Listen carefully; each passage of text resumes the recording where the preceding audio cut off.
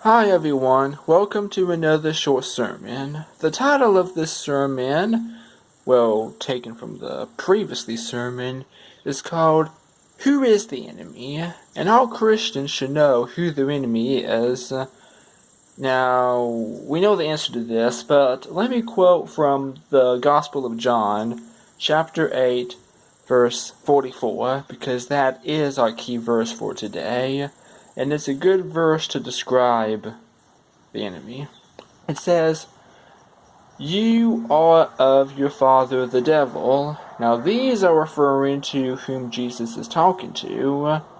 The ones who are not saved. "And you want to carry out your father's desires. He was a murderer from the beginning and has not stirred in the truth, because there is no truth in him. When he tells a lie, he speaks from his own nature, because he is a liar and the father of liars."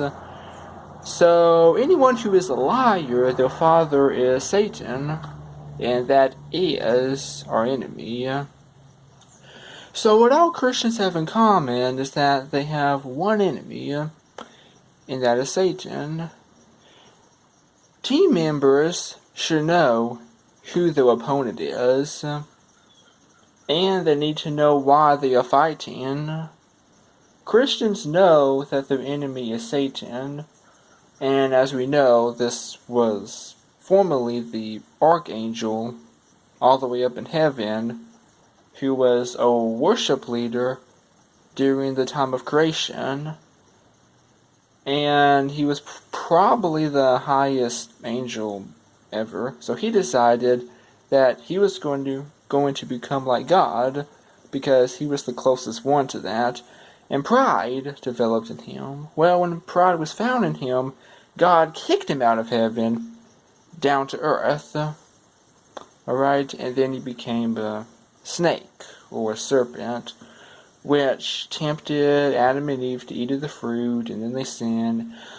So he was in the form of a snake, but now he used to be an angelic being. Okay, now he's demonic, and he has demons.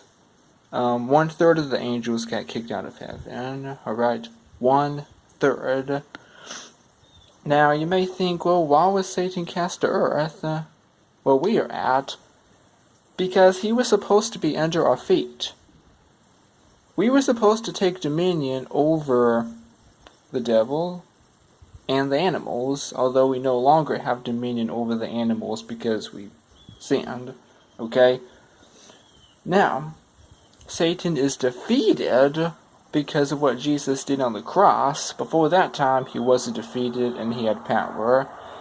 Bad things could happen for no good reason. But now, every bad thing happens for a good reason. Alright? Satan does not have power unless someone gives him power, which is possible. Now, there are some words to describe the enemy. First of all, he is the father of lies. He is a deceiver. He's the twisting one because he twists the truth. He's cunning. He's a murderer. He's a thief. And he is a destroyer. Okay? John 10:10, I'll probably quote that next sermon. So, let me just mention this. The whole statement needs to be true in order for it to be true. If everything in the statement is true but one, the whole statement is false. So Satan can take even the Word of God. He quoted Bible verses, and then he twists one area, and the whole statement becomes false. Almost like DNA. The DNA is perfect, but if you twist one of those threads, a mutation occurs, and it creates cancer. So it is important for every single statement to be true. So every single statement in the Bible is true. The devil can take a true statement like, let's say that someone's cousin died, and then the enemy says, "Now be scared about it." Well, that statement's false. Even though what happened may have been true, the devil just mentioned something that wasn't true, so the whole statement became false. So you get the idea, right? Now,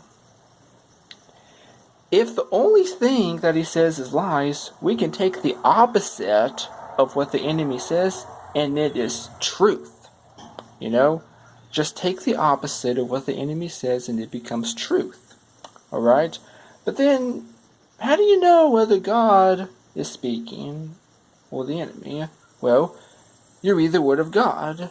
If you hear something that's contrary to the Word of God, it's from the enemy. If it lines up with the Word of God, it's from God. So, sometimes it's difficult to tell, and that's why you have to study the Word of God. Now, do not listen to the enemy, because you may listen to him to get ideas, or maybe try to take the opposite of what he said. But remember, the more you listen to him, the more opportunity you give in him. So it's best not to listen to him at all. Alright? Even if you are a strong Christian and you think you can combat everything he says, you still can be affected.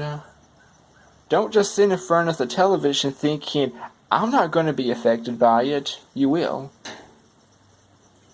So, watch what you listen to and watch what you see.